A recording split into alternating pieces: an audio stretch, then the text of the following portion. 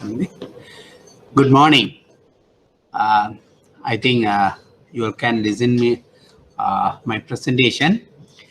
Before going to the presentation or today's class, if you'll have any questions on the last class, I can answer. You'll have any questions? Okay. If you're as like the last classes, if you'll have any questions, you all can. What you all can do is you all can coming to the chat and put your questions in the chatting inbox. Then I can just view that and I can view it and answer your questions. If you don't have any questions, I can start straightly from today's class.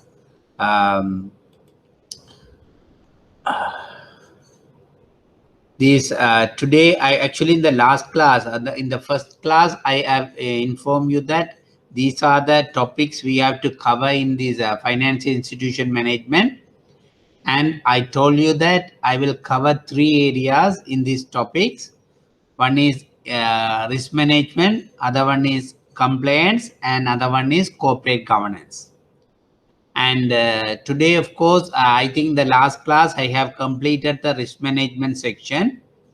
And in the risk management section, we have seen a lot of things, and I expected to cover the past paper questions and answer in the risk management, but then the time did not permit me to do that. So what I am going to do is I will complete these compliance functions as well, and then after these compliance functions, we can go through the past paper of risk management as well as compliance. That is my idea. So today I'm going to start the compliance functions since we have completed the risk management of the topic. So before starting the compliance function, somebody can ask or answer me, what is compliance? Or what do you mean by compliance? Because I think you all may remember that when we start the risk management topic also, first we have seen then what is compliance.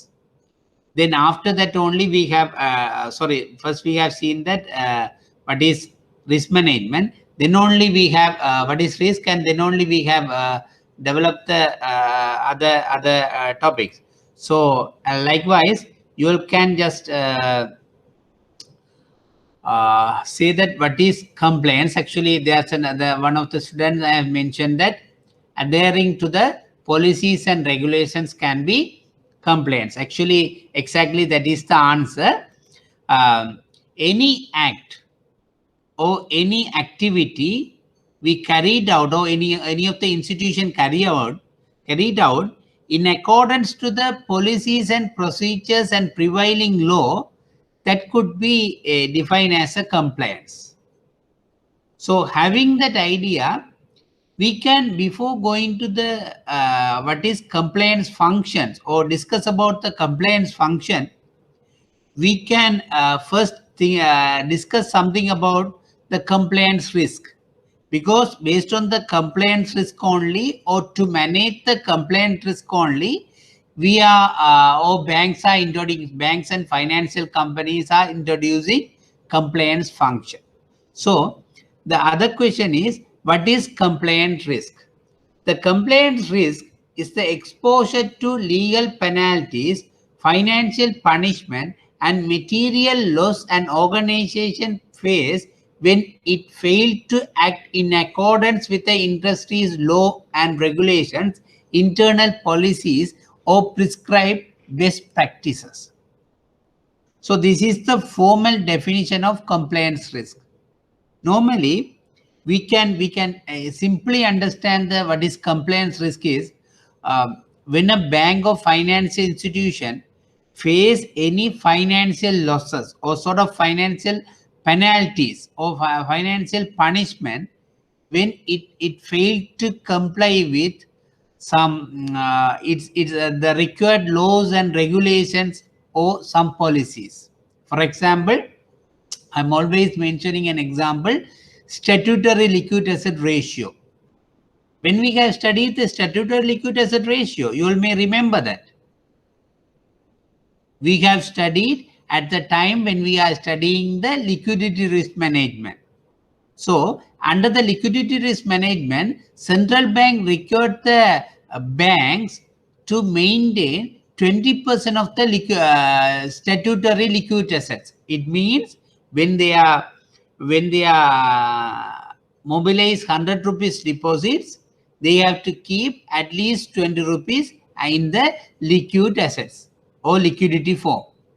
So that is we have already discussed. So, but in the central bank direction, there is a clause that when a bank fails to maintain or fail to meet the 20% liquid asset requirement, it has to pay penalty.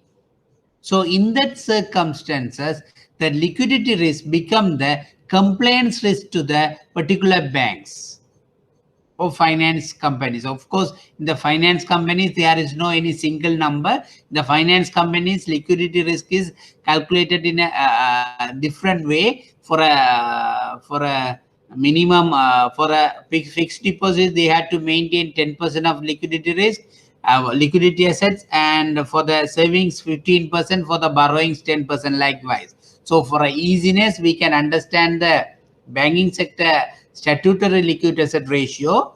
When the banking in the Central Bank of Sri Lanka as a regulator, they say that okay, banks has to maintain 20% of the minimum liquid assets in their balance sheet. When they fail to maintain that minimum liquid assets, they have to pay the penalty. In this case, that compliance risk trigger off, because in the definition we say that the compliance risk is an exposure to legal penalties or financial punishment or material losses an organization faces when it failed to act in accordance with the industry laws or regulations. Here, the central bank regulation says that the bank's licensed bank has to maintain 20% of minimum liquid assets. If they are not paid, they have to pay the penalty to the central bank. So, in that circumstances, they have to maintain the compliance risk. This is one of the case. There may be some other compliance risk as well. For example, the banks, the Central Bank of Sri Lanka as a regulator required the banks or licensed banks to maintain minimum capital adequacy ratio. What is the minimum capital adequacy ratio for a Sri Lankan banking industry? Generally, it is 12.5%. But if it is a larger bank or systemically important banks, it is somewhat higher than the 12.5%. But generally, capital adequacy ratio is 12.5%. So they have to maintain, the licensed bank has to maintain the minimum capital adequacy ratio or risk-weighted capital of 12.5% for their balance sheet. So if a bank failed to maintain that 12.5% minimum capital, they have to meet some penalties. Penalties in the sense there is no financial penalties, but the central bank as a regulator, they will put some restrictions to declare the dividends or to give extra bonuses to the employee or directors. Likewise, they may put some restriction on the banking business until the particular bank meet the minimum capital adequacy ratio for their calculation or in their balance sheet. So these are some of the compliance risks. I think you all may understand now. These are some of the compliance risks banks in Sri Lanka face. So whenever there is a regulatory requirement or there is even the legal requirement, for example, maybe tax law also may have some penalties if they have not meet the tax requirements, if they not file their annual tax return at a particular time. They may have to make some legal penalty. They have to make some legal penalties. So this type of compliance risk is faced by the banks and financial institutions. So to manage this compliance risk, as I said, the compliance function is are in place in the banks and finance institutions. If you see the second bullet point of this slide, it says that failing to comply with the rules, regulations, specification would bring costly consequences like litigation, potential damages to the business and its reputation. We have seen in the last class as well. In the banking business, the reputation is an important factor. Because when a bank or finance company is having the reputation only, they can mobilize the deposits. It's not like other businesses. Compared to the other business, product business or service type of business, this banking business should have more reputation. So if any bank fails to comply with the reputation or fail to comply with the rules and regulations, that will affect the reputation of the bank. For example, if a central bank in Sri Lanka, it doesn't happen, but in other countries, sometimes the central regulators put the non-compliance list to publish the paper. In the paper, they say that, okay, these are the banks and financial institution does not comply with the regulatory requirements. In Sri Lanka, it doesn't happen, but other countries, it's normally happen. There's regulators publishing it. At least their website, they are publishing it. These are the companies or these are the banks and finance institutions non-comply with our regulations.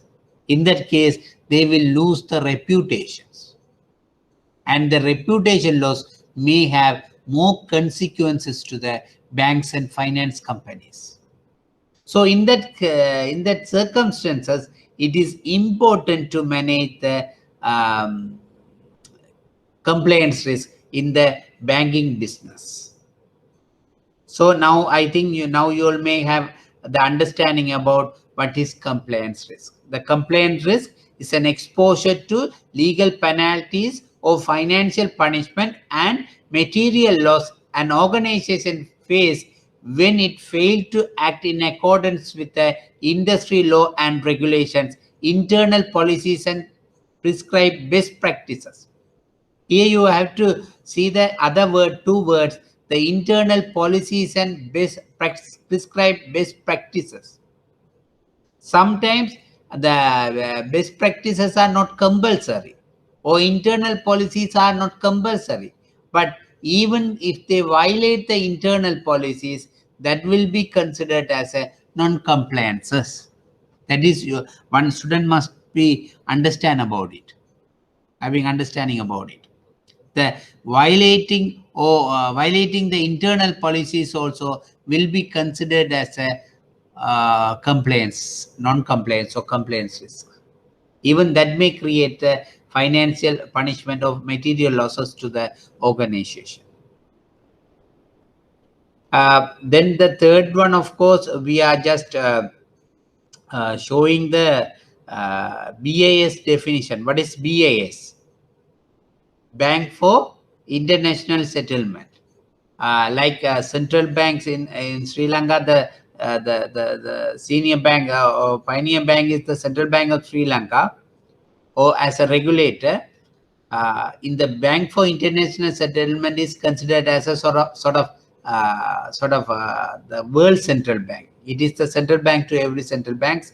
Like that, it gave a definition that the compliance risk is the risk of legal or regulatory sanctions, financial loss, or loss to the reputation a bank or finance institution may suffer as a result of its failure to comply with all applicable laws, regulations, code of conduct, and standard of good practices.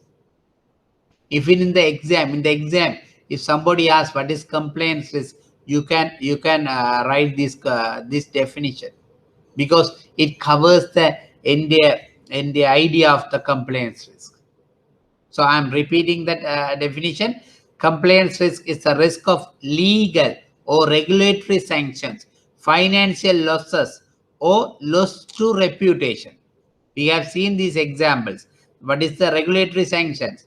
As a regulators, they may put some limitations. Okay, you can't declare the dividend this year because you have not complied with a particular capital adequacy ratio or particular other non-compliances. They can put the regulatory sanctions.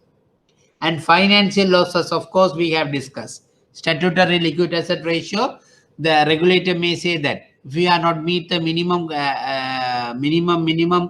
liquid asset ratio, statutory liquid asset ratio requirement, you have to meet the you have to pay the penalties. So financial losses, or loss to the reputations, that also we have discussed. So loss to the reputation in the sense, if the central bank or central bank may publish non-compliances list to the in their website or in the press media, then that will create a reputation loss. Or for example, for a non-compliance, if there is a huge penalty, then that will create a bad name in the industry among the public. You all may remember that one of the Indian bank recently had reputational issues because their chairman had some non-compliances or granted some loans for the related party. There were some issues. Then RBI, the Reserve Bank of India, wanted to resign that particular chairman of the bank. So media everywhere in the media it publishes. So it created a bad reputation to the particular bank. So the simple non-compliances may, we can't say the simple, the non-compliances may create a loss to the reputation of the banks or finance institutions. So the compliance is the risk of legal or regulatory sanctions or financial loss or financial reputation.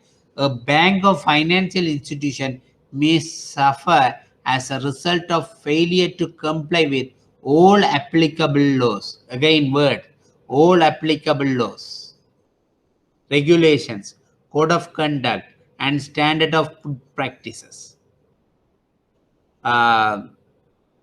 So these are the this definition can be, you can mention in the exam or something, or you can keep it in mind. Okay, what is compliance risk?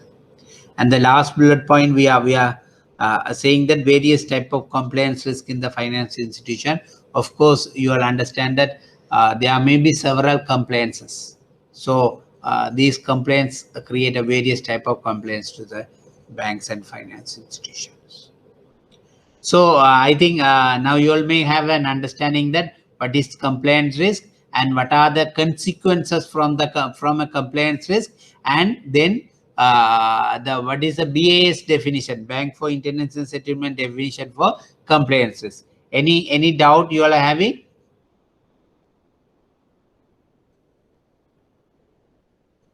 If you all have any questions, you all can put me in the chat box. Then I can answer it, or I will answer it. Okay, if you all have the understanding about the compliance risk, we will move to the compliance functions, because the compliance function is related to the compliance risk. That's why we have seen that first we have seen what is compliance. Then from the what is compliance, then we have seen about the compliance risk. Now we are going to see the compliance functions.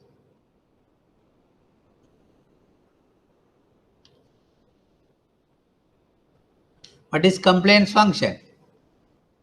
It is an independent function that identifies, assesses, monitors, advises, and reports on the banks or financial institutions' compliance risk. See, now you all may understand that why we have seen the compliance risk first before seeing the compliance function. Because compliance function is identifying, assessing, monitoring, advising, and reporting on the banks or finance institutions compliance risk is called as a compliance function. It should be an independent function, because when a person when a person or the complaints department people or staff involved with other functions, actually the complaints functions independency will get affected. Generally in the banks and finance institutions, before submitting the returns to the central bank, the complaints department will check whether these returns are accurate, or they will check whether all the returns have been submitted by respective department to the central bank. What is the return? What do you mean by returns? Time to time, the banks and finance institution has to inform certain, or has to give certain data and information to the central bank. As a regulator, the central bank will collect those data and informations. So there are certain formats. For example, if it is a liquid asset ratio, the statutory liquid asset ratio format is available. So every month they have to submit. And every month they have to submit the balance sheet of the banks. Every month the bank has to submit, I think within 2 weeks, the bank has to submit their profit and loss account, the monthly profit and loss account to the central bank. And on top of that, they have to sign in every quarterly. In quarterly basis, they have to submit capital adequacy ratio to the capital adequacy ratio calculation to the central bank. Likewise, there are several returns. It has to be submitted to the central bank.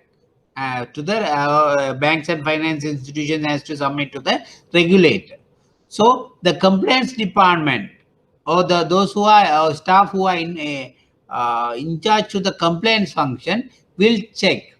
They may have the checklist first.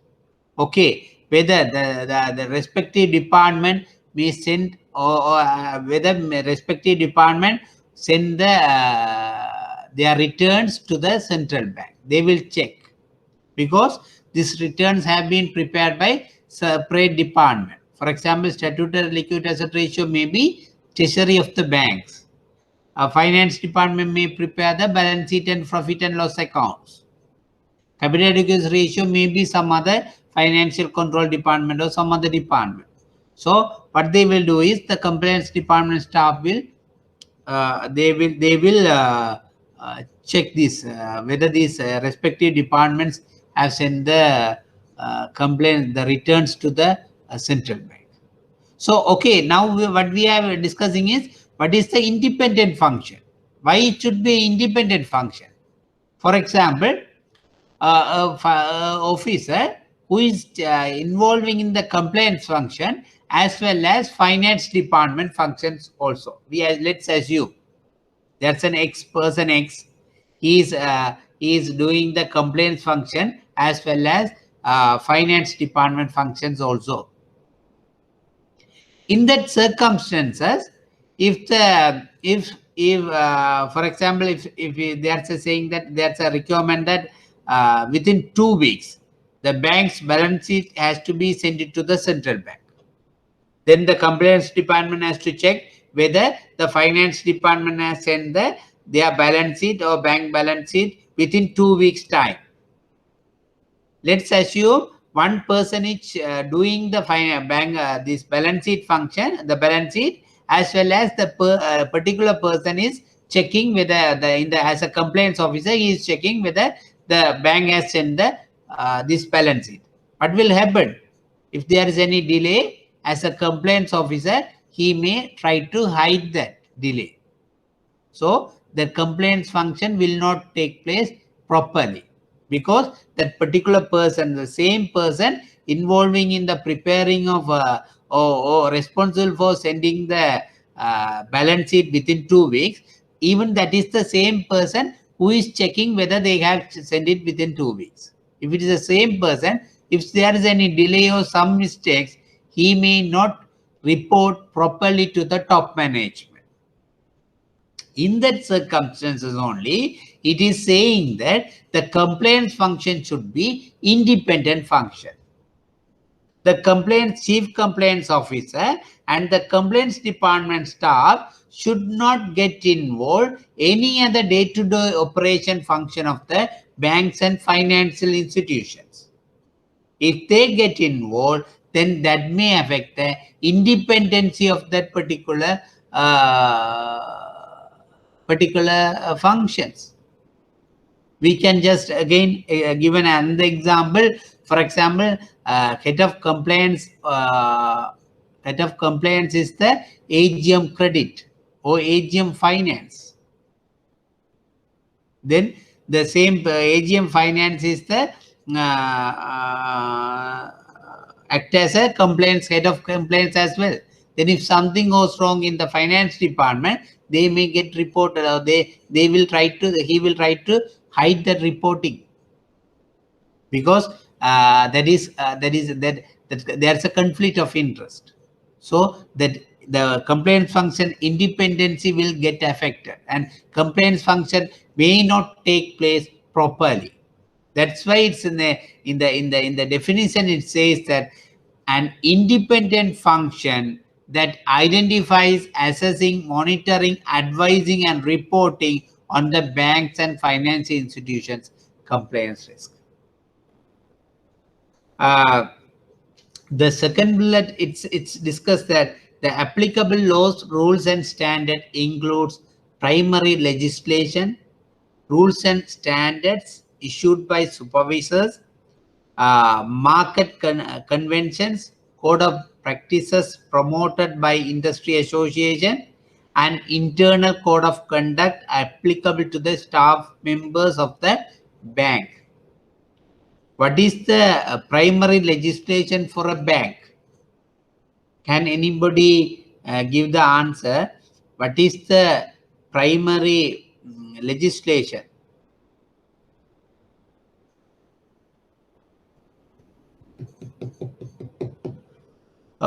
There's a question that BSc means bank compliance.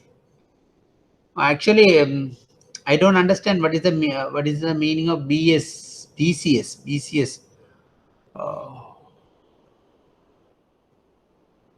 BCS. Actually, I don't understand what do you mean by BCS. Okay, we'll continue it. So including the primary legislation for a bank. What is the primary legislation for a bank? Because sometimes there may be questions. What is the primary legislation? The Banking Act, number 30 of 1988, the Banking Act as amended. There may be several amended, but the base legislation is number 30 of 1988 Banking Act. For the finance companies, I think number 42 of 2011 Finance Business Act. So the primary legislation of the banks and finance institutions, and the standard issues by the supervisors. Rules and standard issued by the supervisors, of course. There may be several rules. I said that this liquid assets or capital adequacy computations, or their credit for the credit risk management. There may be several rules and standard issues by the regulators or banking supervisors.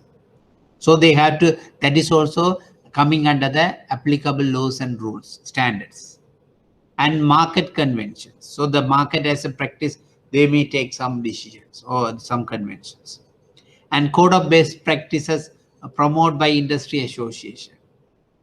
So industry association, for example, there may be the banking association. They may come up with some code of best practices in the banking business. So that is also be considered as a applicable laws, rules, and standard. It will cover as well.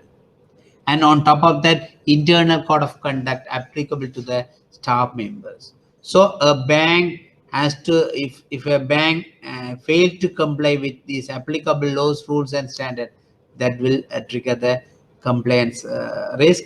And to monitor the compliance, whether this bank is following the compliance, is checking, identifying, assessing, monitoring, advising, and reporting is the compliance function.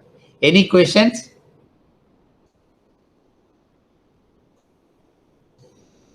Okay. This role of compliance functions. The next slide discuss about the role of compliance function.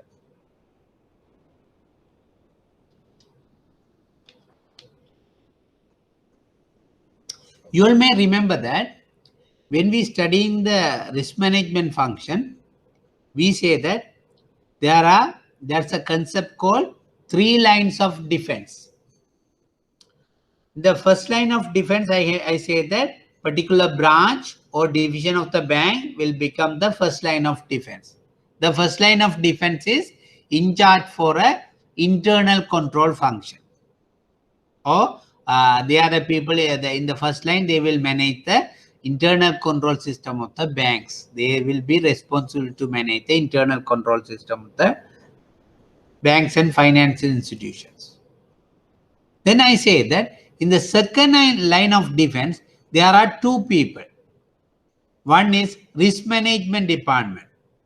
The second one is compliance department. In some banks, the compliance and risk will be handled by the same people.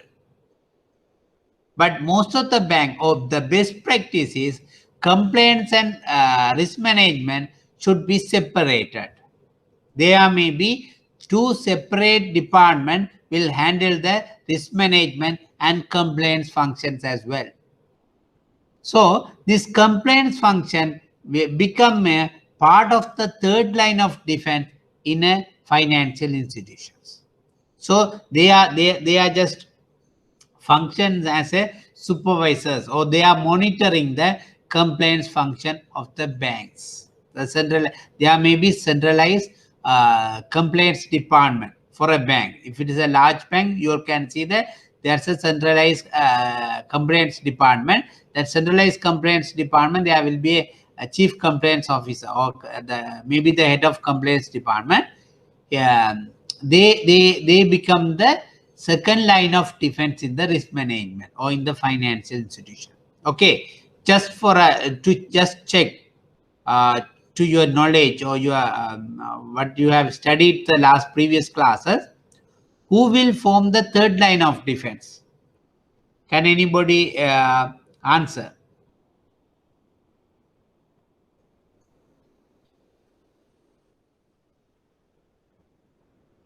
Internal audit, exactly. Internal audit will form the third line of defense. Meanwhile, there's a operational audit, operation audit. Basically, internal audit department will form the third line of defense. They are the people giving the assurance to the top management. The risk management functions are in place.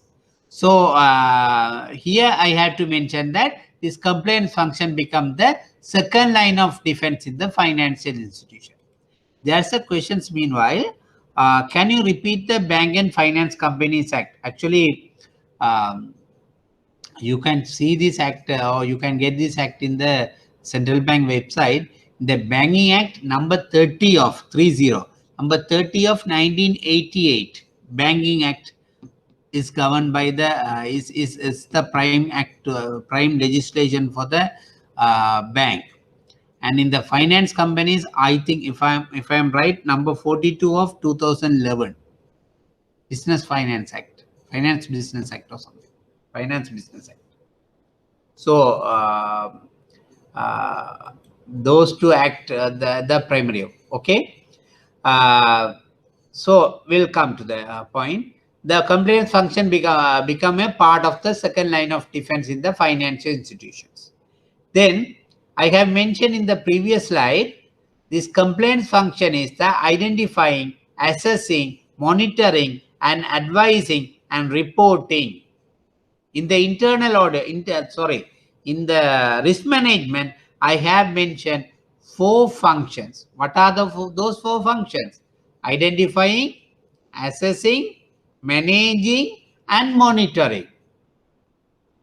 Because first they have to identify the risk, then they have to assess the risk, then they have to manage the risk or control the risk, and then continuously they have to monitor whether there is any new risk come to that operations or not. Continuously they have to monitor that function. But here, of course, in the compliance function, here there are 5 processes, or there are 5 steps in the compliance function process. First one is identifying. This is also sort of risk management. First, they have to identify, is there any compliance risk in the banking operations? So what is the compliance risk? That means whether the bank's functions or staff, when they are carried out the banking operations, whether they are failed to comply with the rules and regulations or legislations. First, they have to identify. To identify that, they may have separate process or methodologies. For example, that is one of the methodology I have mentioned, that within 2 weeks, the bank has to send the monthly return to the central bank.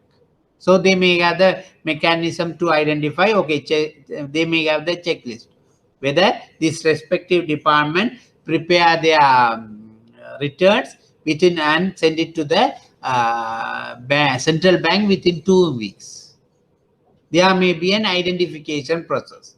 If any of the branch or divisions has not sent that return within 2 weeks, they will identify. Okay, there's a compliance risk. Now they are going to be non-compliances. So they will identify that particular risk. So that is first thing. And then they will assess that. What they will assess is, actually, what they will do is, for example, we will have an example like this. If a bank or if a finance department of the banks and finance institution or bank failed to send their monthly balance sheet and P&L to the central bank, then they will assess what will be the consequences. Okay, then central bank will ask that to send it within a certain period, or until such time they may say that some penalties, or not penalties, actually they will say, okay, we can give some period. The punishment will be very less if it is 1 or 2 days delays. But if there is any bank failed to maintain the minimum statutory liquid asset ratio, then punishment may be very severe, because they have to pay the penalty. In that case, bank may lose more money. It will create losses to the bank. So that particular non-compliance may create a lot of consequences to the bank, and it may affect the reputation of the bank as well. So what will do is, actually the compliance function will assess what is the consequences of particular compliance risk or particular non-compliances. First, they will identify what is the compliance risk, and then they will assess what is the consequences or what is the impact from this particular compliance risk. So that will be considered as a assessing. Then third thing is, they will monitor it. Okay, once they identify all the returns are sending within 2 weeks time, and there's a delay, then they will say that, okay, in this point there's a delay. So they will find out, okay, due to this step only, there's a delay to sending the return within 2 weeks. So better to automate our monthly accounts, or some process improvement. Then they will do it. Then they will monitor even after the introducing the automations, whether they could able to, the particular department will able to send the return within 2 weeks. So they will monitor whether those risks is arising or it is mitigated. So first they will identify the compliance risk. Then second, they will assess the impact from the compliance risk. Then they will continuously monitor about it. And the fourth one is advising. Normally, when you are seeing this compliance department, there may be 1 or 2 lawyers in the compliance department of the banks. Because sometimes in a bank, I have seen that the lawyer may become the chief compliance officer, because it is generally related to the compliances, is generally related to the laws and regulations and standards. So they are the people has to give the advice to the top management, interpret the laws and regulations, and has to give the advice to the senior management of the banks. So that is coming under the advising part. So for example, if you say that central bank introducing a new regulations or new direction to the banks related to the Basel, okay, Basel Accord or something, then there may be the direction. So these compliance department will people will first understand it, and if necessary, they will give the some advice to the top management, or related to the tax matter or any new things or new legislation. So the advising function also become part of the compliance function. Then finally, reporting. Time to time, these complaints people has to send the report to the top management, or maybe the audit and complaints committee or risk and complaints committee. There may be a board subcommittee. In that subcommittee, these people will report. Time to time, they will give the report saying that, okay, the bank's complaints levels are this much. Or is there a real threat to the bank's compliance risk? Or what is the level of bank compliance risk and how to mitigate it? Likewise, they may report to the board subcommittee or board of directors. So if I summarize it, I can say that compliance functions involving the identifying, assessing, monitoring, advising, and reporting in their day-to-day operations. So these 5 steps including the compliance functions. So the compliance functions become the second line of defense, and it includes the identifying, assessing, monitoring, advising, and reporting. Any questions?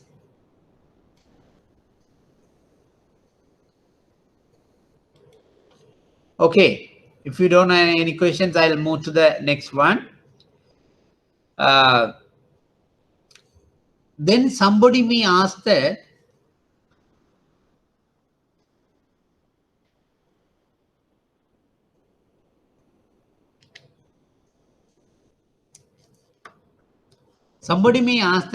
what is the purpose of compliance risk? The purpose of the compliance risk is to assist the banks and financial institutions in managing its compliance functions. So their role is how to manage, give the advice or any advice, so any reporting related to the how to manage the compliance risk of the banks and financial institutions. And the compliance risk is also referred as a integrity risk, because a bank's reputation is closely connected with its adherence to principle of integrity and fair dealing. It is important. That's what I am saying, that the compliance risk may create a reputational risk to the banks and financial institutions. It's sort of integrity of the banks and fair dealing. For example, when a bank file a tax return to the Inland Revenue Department. Then some banks not comply with their requirements and doing some fraud or they to minimize their taxes. And the Inland Revenue find it and impose huge penalties. What will happen? Banks and finance institution reputation will vanish because it may be in the presses, in the papers, in the internet media. So they may say these people does not have the integrity. So it may affect the bank's reputations. That's why compliance risk is referred as an integrity risk. And there are different type of compliance function between the banks and finance institutions.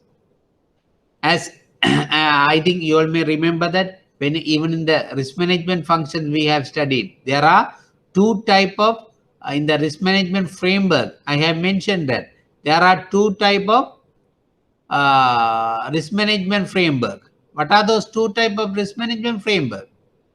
Silo basis risk management framework, integrated risk management framework. Likewise, here also there are two type of compliance functions.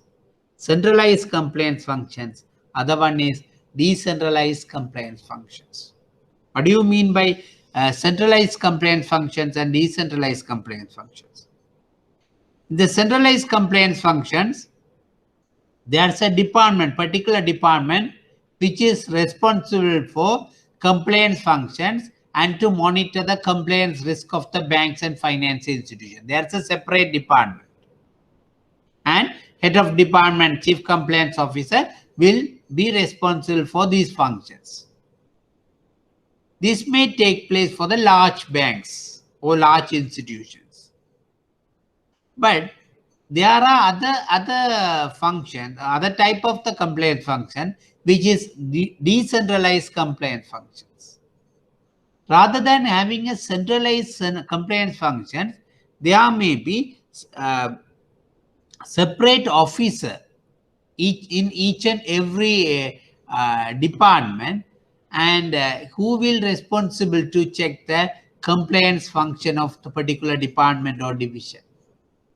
For example, there may be a separate compliance officer in the treasury, and that separate compliance officer may check the compliance function of the treasury operations of the bank and finance institutions. Or there may be a separate compliance officer or officers in the credit divisions. So that compliance officer will check the compliance functions or compliance risk, monitor the compliance risk of the credit function of the banks and finance institutions. There will not be any centralized reporting system. So these individual department, individual officer will monitor the compliance function. But compared to the decentralized compliance function, the centralized compliance function will have more strengthened or more strong in the banks and finance institutions. That is more developed compliance functions. But there is no any hard and fast rule. Okay, there should be a centralized compliance function, or there should not be the decentralized compliance function. It's depend on the size and nature of the bank's banking business. But you have to identify. You have to keep in mind that there are two type of compliance function. One is centralized compliance function. Other one is decentralized compliance function. These are the things you have to identify. Any questions you all wanted to ask?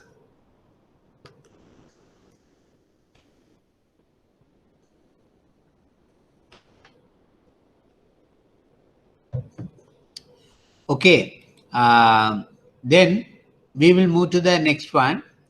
The formal status of compliance function. Actually, even early instances also I have mentioned to you all that the purpose of our studies is, first one is get some knowledge about this function. And on top of that, we have to pass the exam.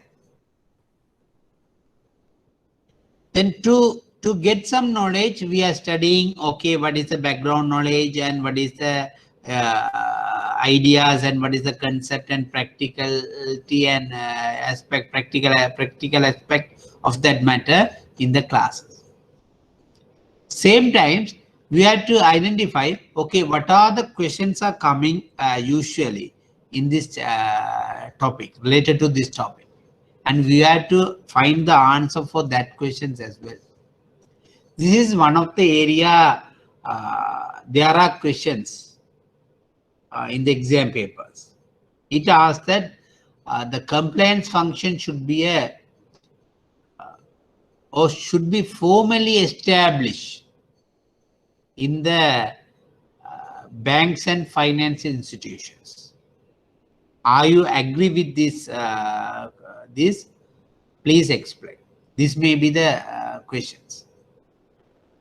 Because the complaints can be, or complaints risk can be managed or monitored in a formal way and informal way.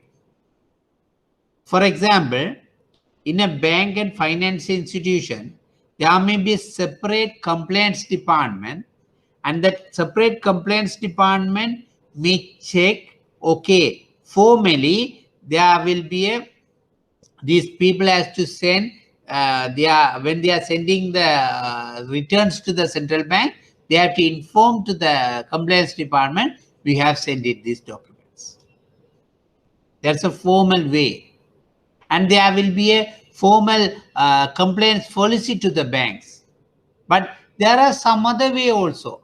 Okay, one officer, I see, especially at the decentralized complaints functions, one officer may check. He may be given the responsibility. Okay, you have to check in the finance department. One officer may be given the may be given the responsibility that, okay, you have to check and report it to the top management whether there is a whether the finance department send the returns within 2 weeks or within the stipulated time frame. That is an informal way. There may not be a particular complaints policy. There may not be a particular centralized complaints department, or there not be a formal reporting line for the complaint functions. Still, there may be an informal way. The banks and finance institution may check whether these banks are, or may monitor whether this bank is exposure the compliance risk. But the best practices or the supervisor required that the bank should have formal compliance function within it. And there should be a formal status within the bank for a compliance function. The formal status of compliance function should be established through a compliance policy approved by the board of directors. That is the first requirement. When they establish the compliance function, there should be a compliance policy. It should be approved by the board of directors. And when the board of directors approving it, and that based on that compliance function, there should be a formal status. Okay, there's a board of directors approved the compliance function policies, and based on these compliance policies, there should be a compliance function, formal status. And there should be a compliance officer, chief compliance officer, with overall responsibility for coordinating the bank's management with regard to the compliance risk management function of the bank. So there should be a formal policy, and there should be a formal compliance officer. His overall responsibility to coordinate the bank's management with regard to the compliance risk management of the bank and finance institutions. And again, that fourth one we have already discussed, but for your idea, I can again reiterate that the compliance function staff and the head of complaint should not be placed in a position where conflict of interest between their complaints responsibilities and any other responsibilities. What it does mean? When a complaints officer or chief complaints officer or complaints department staff, when they have been appointed, their function should be independent. We have discussed earlier. There should be an independent people. They should not get involved with the functions which may create conflict of interest in their functions, with their compliance function. I already gave a example. AGM or DGM treasury operations is designated as a head of compliance. Okay. The DGM treasury operations is also designated as a head of compliance. When bank prepare the liquid asset ratio under the this DGM treasury operations, they knows that okay, the particular month bank failed to comply with the statutory liquid asset requirement, minimum requirement. In that circumstances, as a head of complaints, he got to know that okay, there was a mistake happened in that when they are calculating the statutory liquid asset ratio calculation, because there's a way of calculation. Okay, certain assets only can be taken to the statutory liquid asset ratio calculations, but there was a mistake. Okay, as a complaints department, their staff or their complaints department found it, that's a mistake. But since he is the head of treasury, he may not willing to inform that mistake to the top management, or he may not like to highlight that particular complaints raised to the particular relevant reporting line or to the top management, because his head of complaints function is conflict with the there's a conflict of interest between the head of complaints function and the DGM treasury operation functions. So that's what they are saying, that the complaints function staff and the head of complaint should not be placed in a position where conflict of interest between their complaints responsibilities and any other responsibilities. Here complaints responsibility is the head of complaints, any other responsibility is the DGM treasury operations. There's a conflict of interest. So in the formal status of compliance functions, actually the bank or top management should, or senior management of the bank should consider these things. So when there's a question, when there's a questions in the exam saying that there's a the compliance function of the bank should be formal, should have formal status, are you agree with that and explain, then you have to say yes, there should be a formal status. And then you have to say that you have to explain the compliance function should have a formal status, and there should be a compliance policy approved by the board of directors, and there should be a compliance officer with the overall responsibility of coordinating the bank's management with regard to the compliance risk management. And then there should not be conflict of interest between the compliance function officers and other functions. You'll have to write these things. Because why I'm giving more weight to this slide is because there are work questions related to this. So you'll have to keep in mind. Any questions you all wanted to ask from me? Anything?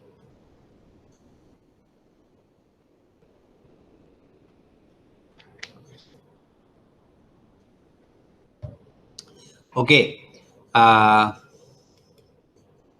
Then the next one. In the complaints function, the complaints culture also important. A complaints culture is a work culture of the finance institution that is naturally compliant in each and every operations. Actually, what is this concept is the compliance functions should create as a culture in the institutions, because then it should be it should become as a culture in the institution. They should, all the staff should comply with the rules and regulations with regard to the each and every operations of the banks and finance institutions. It should be a culture, because every banks and finance institutions are having some culture, some values and culture in their in respective organizations. And these banks also, these compliance functions also has to be created as a part of the culture. And because in some banks, for example, some banks or some finance institutions, actually they are not willing to comply with each and every rules and regulations and standards. What they are doing is, in order to avoid the regulatory risk or compliance risk, they compel to do it. I can give an example. I can give an example to give to explain this concept. When we are going some Western countries, if there is any red light, whether there's a policeman or not, they stop the vehicle, because it's become they are part of their culture. But here, of course, very few, some are. What we are doing is, if there is any, for example, if it is a midnight, if there is no any police officer, the red light is showing that we are seeing there's a police officer or not, just take the vehicle, because we not create that culture, the complaints culture among our society. Because since we see that, okay, we will get caught, only we are just following the rules and regulations. Actually, this is just to explain you. Um, I saw it in a Western country, where I saw a mummy with a small child. Its age around 5, maybe 5 to 6 years old, very small child. They both are walking and they try to cross the road. There's a color light. Then that mummy told to instruct to the child, or telling to child, look at, there's a red light and green light. When there's a green light only, you can pass the road, you can cross the road. If it is the red line, you should not cross the road. You have to wait till the red line is green light is blinking. Because for the, and then only I realized that, okay, at the age of 5, they create that culture within the child. Likewise, in a bank and finance institution also, this complaint should be created as a culture. And the natural complaint in each and every officer, each and every operation, they have to create this complaints for culture. And complaints governs the way the banks and financial institution operates. Since compliance function is a continuous activity, each and every officers need to be conscious about compliance function. The compliance function is not like other functions. They are saying that it's not like other functions. In other function, of course, okay, we are investing in the treasury bills. That is a separate function. Okay, we are going to operate we are going to invest in the treasury bills, or we are going to invest in the stock market. There's a separate activity. Market, Colombo Stock Exchange. It's a separate activity. But the compliance is a sort of culture. It should be an each and every aspect of the bank operation.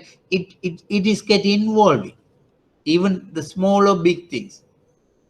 So they say that each and every officer need to be conscious about the compliance function in their day-to-day operations. So the compliance function is such an important thing. Then there are 5 items have been mentioned in the slide. The compliance culture. Actually, compliance culture, there are several ways to improve the compliance culture. And its first one, it says that start at top management level. Because before checking whether the banking assistant in the finance department comply with their requirement on the return submitted to the central bank, actually the compliance function should start at the top management level, the board of directors level. What it is meaning is should have the willingness, okay, we have to create the compliance culture within the bank. For that, first they have to do is then only they will create appropriate policies. They will give more importance for the compliance functions, and thereby create the compliance culture and improve the compliance culture as well. Actually, in the exam, there's usually a questions called questions like this. The compliance function should be torn at the top. Are you agree? And explain. Generally, that is the question. The compliance function of a bank should be torn at the top. Are you agree? Explain it. It does mean it is the meaning that the compliance function should start with at the top level, and they must have the willingness. Okay, we have to create the compliance culture and compliance function first, and then we have to create the compliance culture and improve it. And then the second says that management. Actually, they have to see that, okay, this is rather than avoiding the financial financial losses and all, and top of more than that, they have to align with the risk management function. It has to be like a risk management function. The compliance functions also should be in a way to reporting lines, create a reporting line and everything, and incentivize ethical behavior. Even though bank may have issues, but if an officer behave in an ethical way and then incentivize, giving more profit, for giving the encourage them, so that will create or improve the compliance culture. Don't ignore the compliance mistakes. If there is any mistakes, compliance mistake, if there is any small mistakes, some banks and financial institutions try to ignore it. Don't ignore it. If you ignore, since it's a small, since it's a small things, we will ignore. If we have that policy, then that simple ignorance will bank. So to improve the compliance culture, they should not, they don't ignore compliance mistakes and use the right technology. In order to improve the compliance culture, use the right technology. For example, we have already discussed, okay, within 2 weeks, they have to give the information to the regulator. Then if they wanted to do everything in manual, how can an officer do it everything in the manual and without any mistakes and meet the tough? So use the right technology, and that will create or improve the compliance culture. So the compliance function should become as a culture of the banks, and it should be a bank. Each should be a conscious about the compliance function, and it start with the top management level, and it should be likewise they have to create the compliance culture in the banks and financial institutions. Any questions?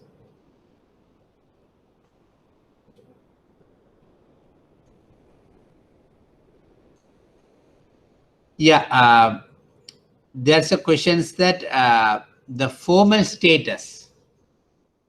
I think the formal status of the compliance function. Then one of the students asked the questions that formal status means. Actually, formal status means, I have already explained to you all, the compliance functions of a bank can be implemented in a formal way. Formal way in the sense by creating a separate policy for a compliance function, and that policy should be approved by the board of directors, and then the bank and board of directors should ensure that the particular compliance policies are implemented in the day-to-day operation. It's a formal way. And if there is any non-compliances, even in the compliance policy, there should be a reporting lines, and likewise everything should be a formal status, the formal way, rather than okay, there may be a two-way. One is okay, there is no policies or there is no any particular procedures or anything, but still bank can follow the compliance functions informal way. Informal, there is no proper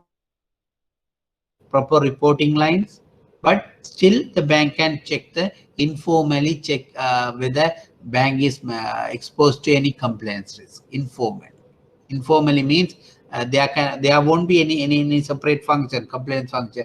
There are complaints for policies, anything. There is no any formal status, but informally they can informally in the sense without recognized much. Informally they can just that follow the compliance functions or ensure that the bank's compliance risk is managed. But so the formal way is in the top board of directors level, there should be approved policies, and board of directors should or top management should ensure that the compliance policies are implemented properly, and there should be a compliance officer. He should be given the responsibility to cover the to coordinate the compliance function, and there should be a compliance department, everything. So it should be a formal status in a bank, within the banks and financial institutions. I think you may understand what is the meaning of the formal status of the compliance function in the banks. Anything you all wanted to ask?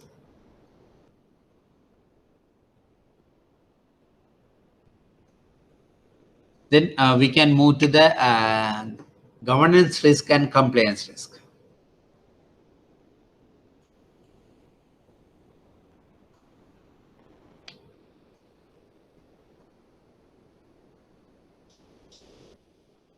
Actually, there's a small mistake. This governance also, there should be comma.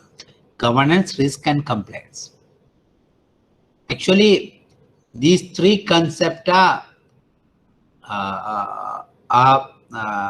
sort of very close connected. Governance and compliance as well as risk. The risk management, we see that identifying, assessing, managing, and monitoring the risk is the risk management functions. When there is a risk management functions, and that will ensure the compliance, because compliance is simply measured to the comply with the laws, regulations, and then governance will ensure these two things, compliance and risk. The governance will ensure that the governance means corporate management. They are the people. They are the people in the strategy, involved in the strategic formulation and policy management. So when they are doing the strategic formulation, ensure the risk management and compliance.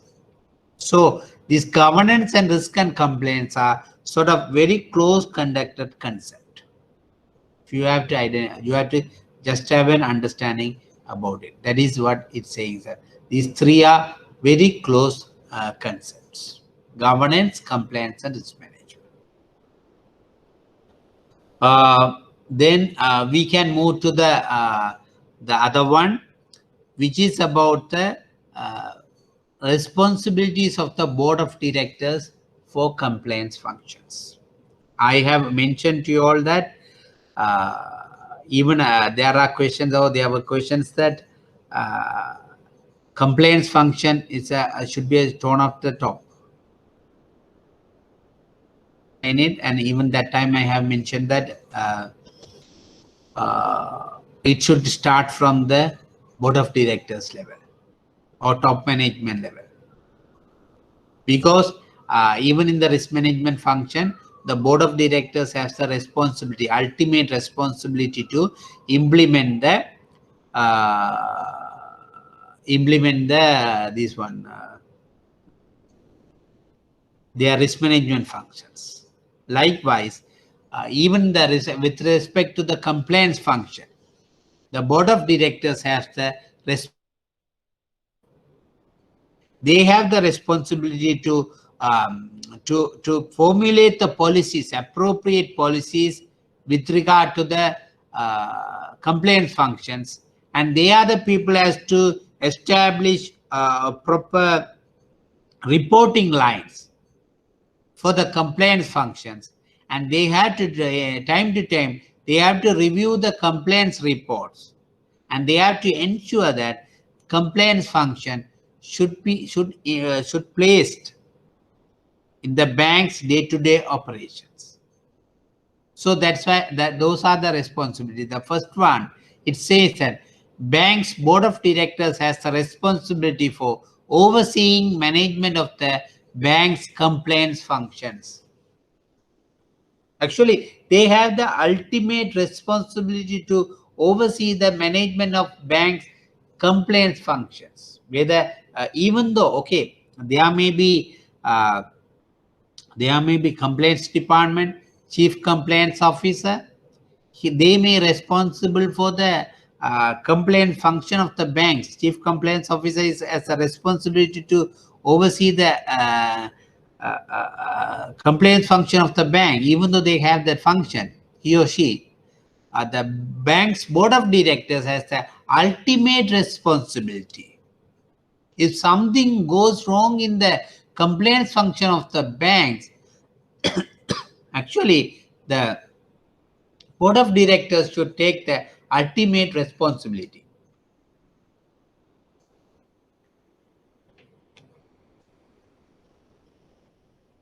Then the second one is saying that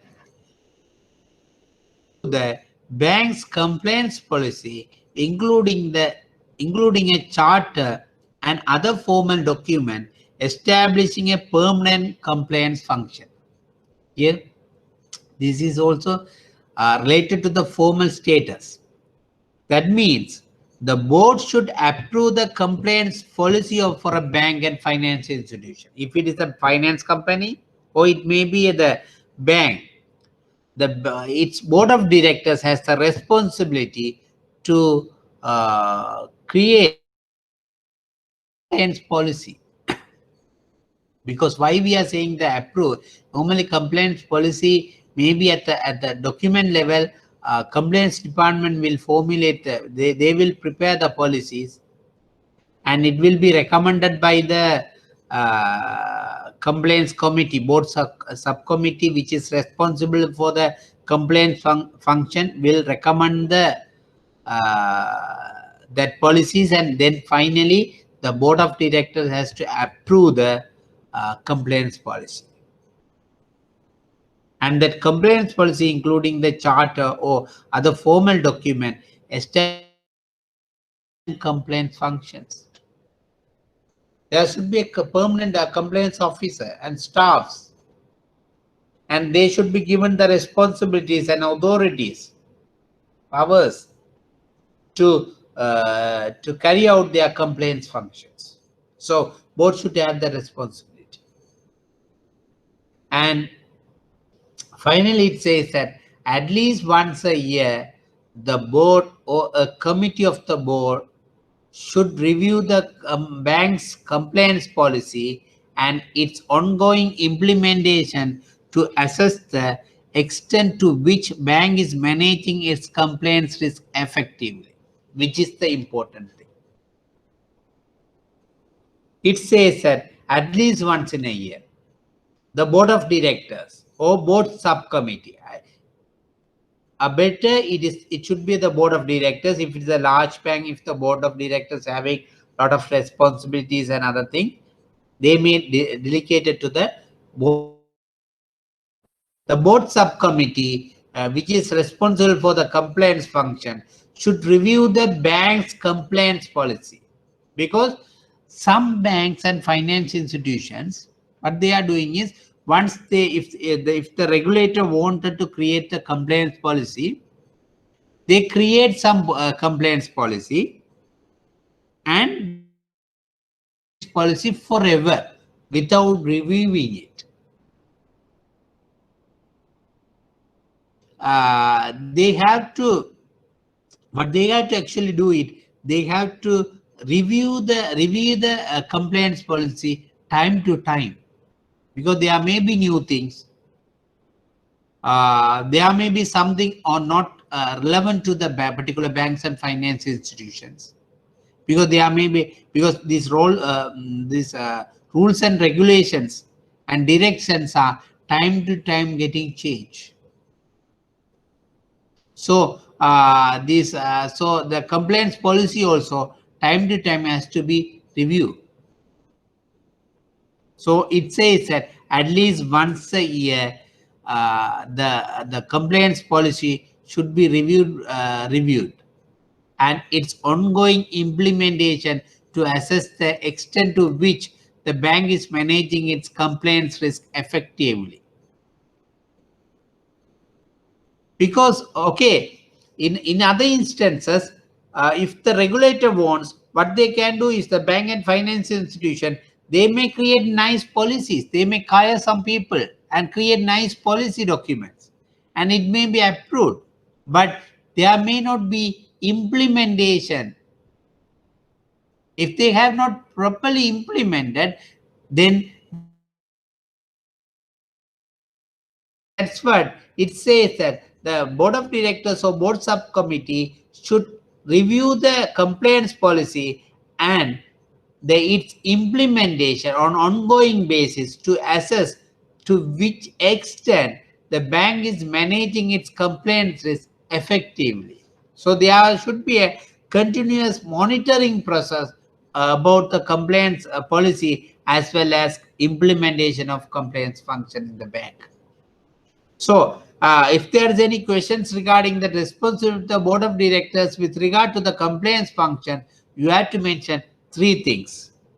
The first one is, the bank should approve the compliance policy include sort of formal document to establish the permanent complaint function. This is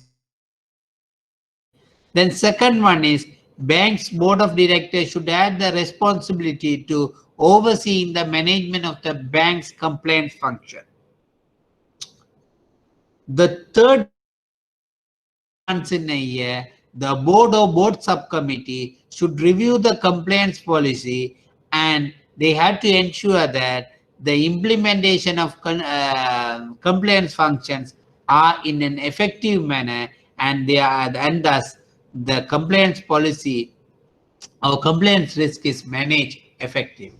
These are the responsibilities. Any questions? Any questions? Okay.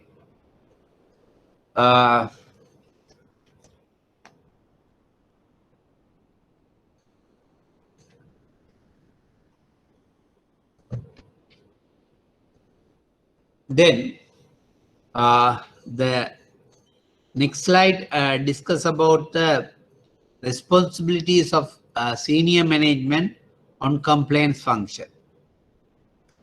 The senior management of the bank, it says that it's okay. Now we have first we have discussed about what is the responsibility of the board of directors with regard to the compliance functions. This is compliance for responsibility of the senior management on compliance functions. The first one is senior management of the bank or finance institution is responsible for establishing compliance policy. I have mentioned you all that, already mentioned that the compliance functions, okay, compliance policy may be approved by the board of directors, but the senior management, maybe the chief compliance officer, he is responsible for establishing compliance policy or formulating compliance policy. Once they formulated, and they will submit it to the board subcommittee, which is responsible for the compliance function, to recommend. So board subcommittee will, or senior management, what will do is they will, board subcommittee, they will review and recommend it to the board of directors to approve it. Actually, because even though board of directors has the ultimate responsibility to manage the complaint functions, they may not have the technical knowledge to formulate the compliance policy or establish the compliance policy and related stuff. So actually, it should be created with the technical skill people, and especially the compliance officer. They are the people will establish the compliance policy or formulate the compliance policy, and they will submit it to the board of directors through the board subcommittee for the approval. So that is what it says, that senior management of the banks and finance institution is responsible for establishing a compliance policy.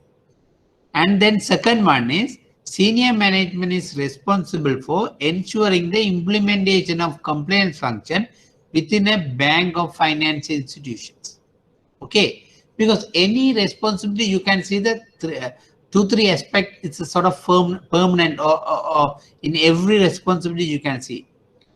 Even the risk management, it is common, even the complaints, it's common. First one is they have to create, the senior management or board of directors, they are responsible to create the policies. Why they are creating policies? Okay, they can day to day they can practice it. Why they are creating policy document with regard to complaints or any risk management function or credit function or treasury function? Why it is insisted to create a policy document?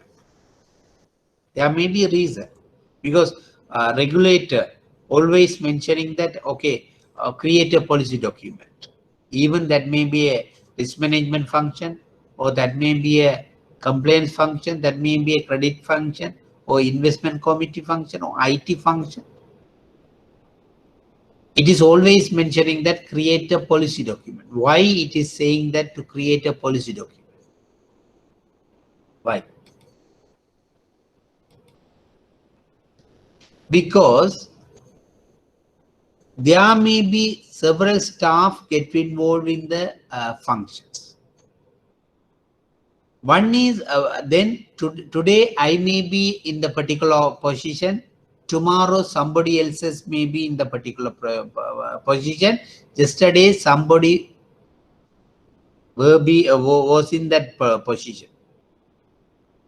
The people may get changed, but the institution won't get changed, and it functions or operation should be smooth. There should be a continuation. So for that purpose only, it is mentioning that there should be a policy document, and that policy document should mention what are the functions of the banks, and what are the minimum requirement, and what are the things has to be compliant. So that's the reason it is required that the policy document should be established with regard to any functions. So in the compliance functions also, it says at the senior management level, they are the people responsible for establishing the compliance policy. And then it says that senior management is responsible for ensuring the implementation of compliance function within a bank or finance institution. Okay, there may be a policy, but it should be implemented. Then only there is a benefit. Otherwise, okay, there may be some nice policies. If it is not implemented, then there won't be any effectiveness. So senior management is responsible for ensuring the compliance function within the banks and finance institutions. And again, it says that at least a year, review the compliance policy and its ongoing implementation to ensure the policy is still appropriate. Okay, even though board of directors level or board subcommittee level, it is reviewed and the policies are reviewed, and even the senior management level, at least once a year, they have to review, because they are the people has to review and recommend it to the board.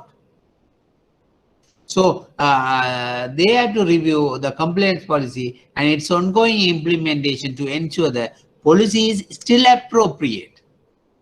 Because the rules and regulations, even directions and legislation, it may get changing. Time to time, it may get changed. For example, there may be several requirements. Basel I. Initially, the banks were required to follow the Basel I documents. Then the Basel II. Now it's Basel III for the risk-weighted capital adequacy ratio calculations. So if it is a Basel I, the compliance may be different way. But if it is a Basel II and Basel III, there may be different requirements. So based on the these regulations, maybe the policies also may get changed. There may be some additions, there may be some exist. Some clauses may go not appropriate, may not appropriate currently. So what they have to do is at least once in a year, they have to review the compliance policy and its ongoing implementation to ensure that policy is still appropriate. And finally, the top management has the responsibility to report the board of directors or committee of the board or subcommittee of the board on matters relevant to the compliance policy and its implementation. That is also one of the responsibility of the senior management. Senior management, time to time, submit a report to the board of directors or board subcommittee about the compliance policies and its implementation. If there is any lapses, any severe, serious issues, they have to report it to the management about that lapses and all. So this is the responsibility of the senior management on the compliance functions. And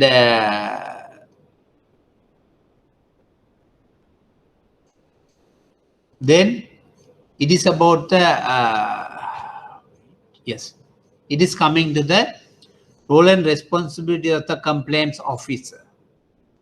The head of the complaints and complaints officer is responsible for day-to-day management of the complaints function. In the risk management, when we are seeing the risk management function, we have seen that the chief risk officer is responsible for the risk management function of the banks and financial institutions. Likewise, here also, head of complaints or chief complaints officer is responsible for the day-to-day management of the complaints functions.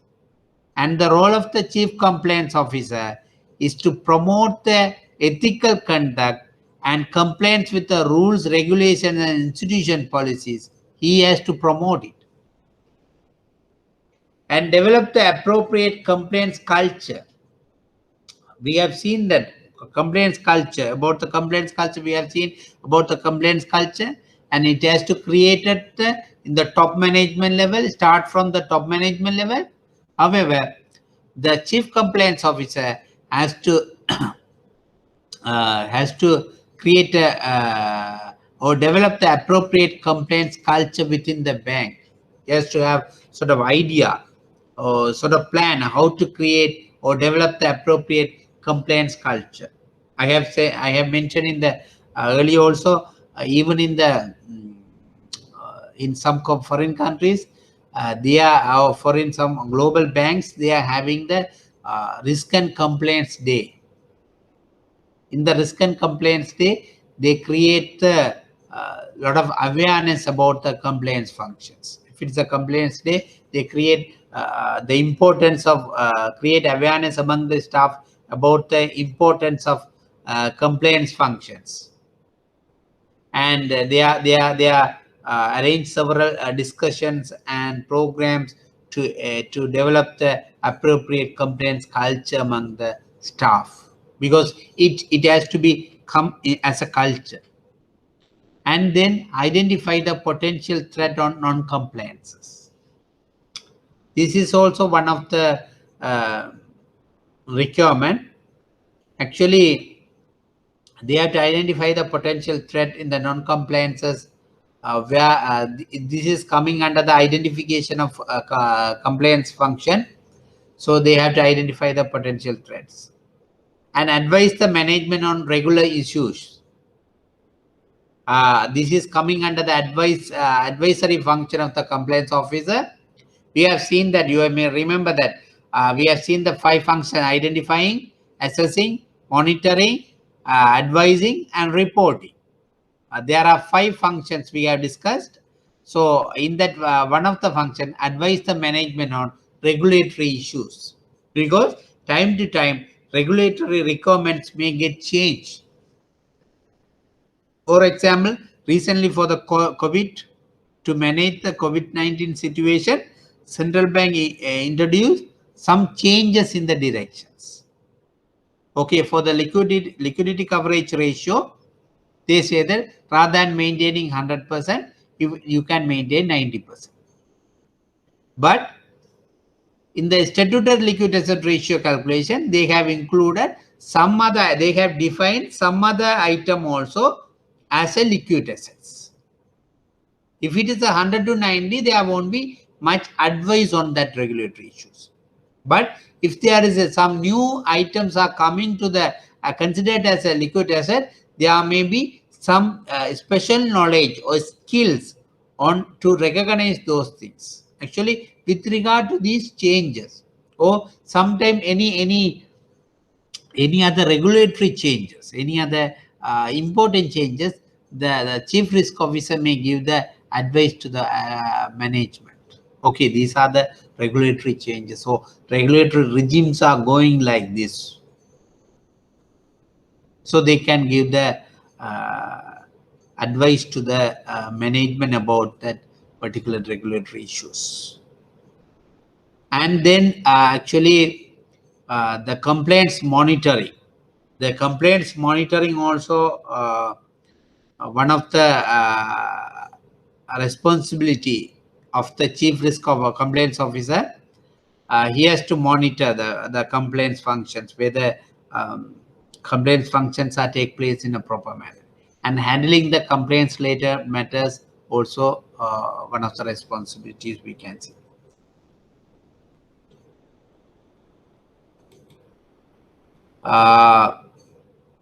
Then we can move to the core principles of compliance functions.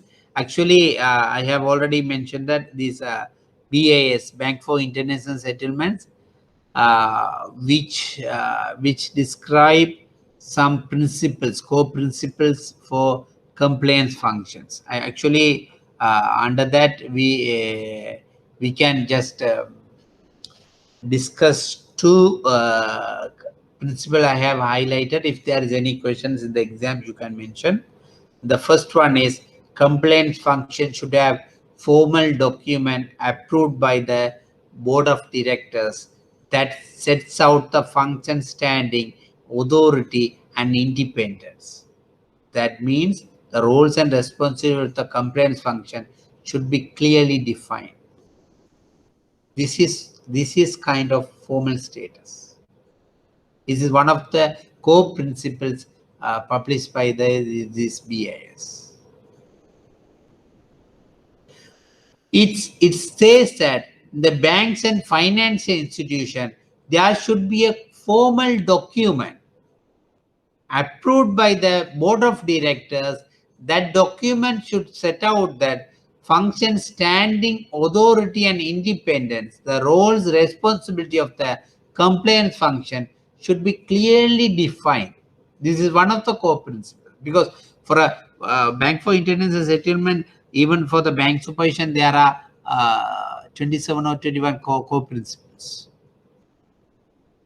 Likewise, for the compliance functions, they have defined. This is one of the important core principles. They have mentioned that there should be written policy documents. And second one is the compliance function should be independent from the business activities of the banks and financial institutions.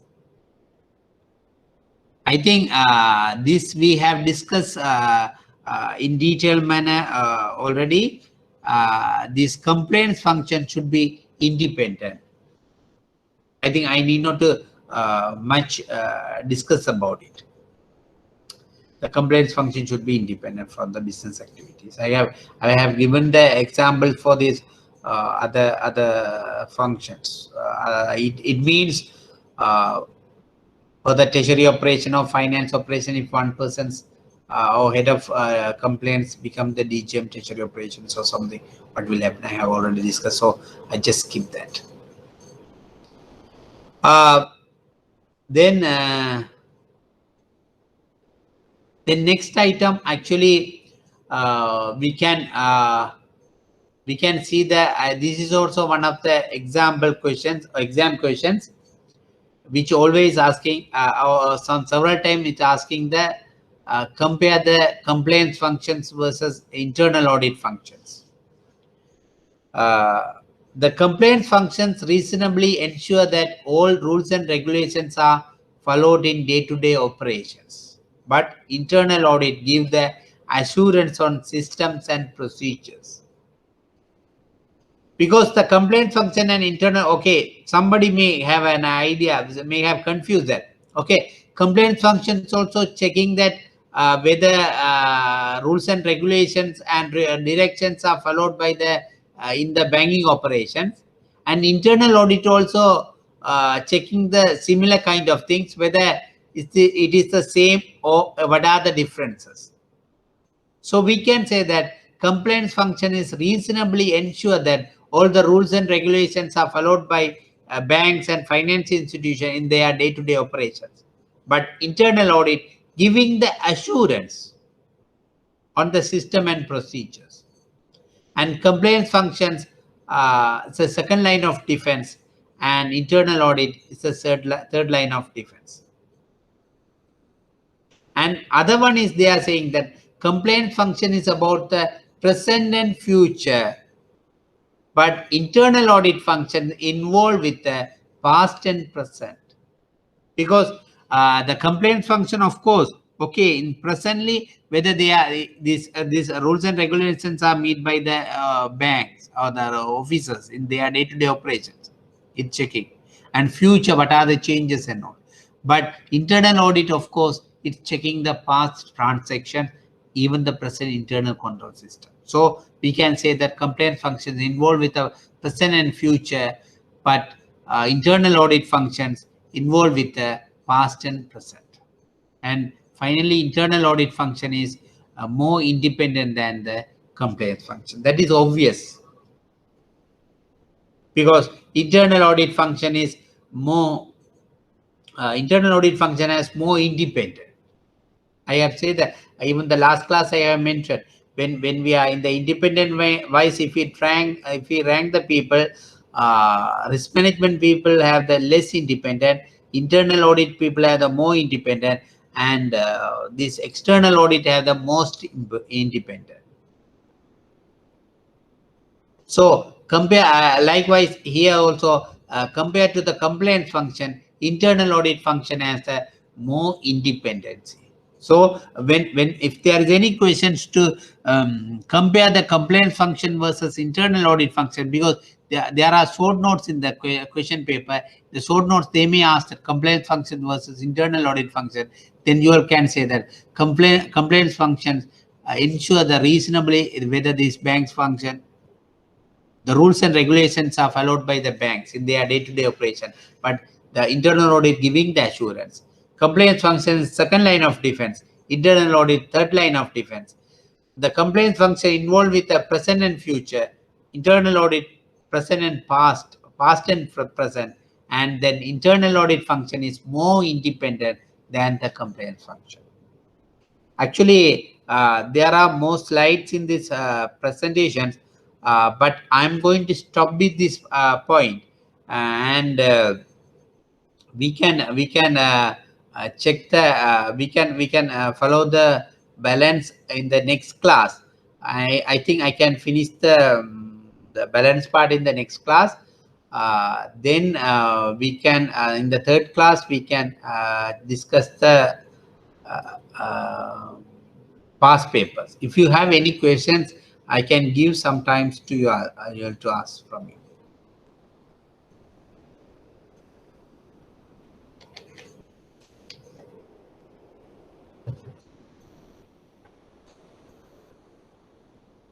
Any questions?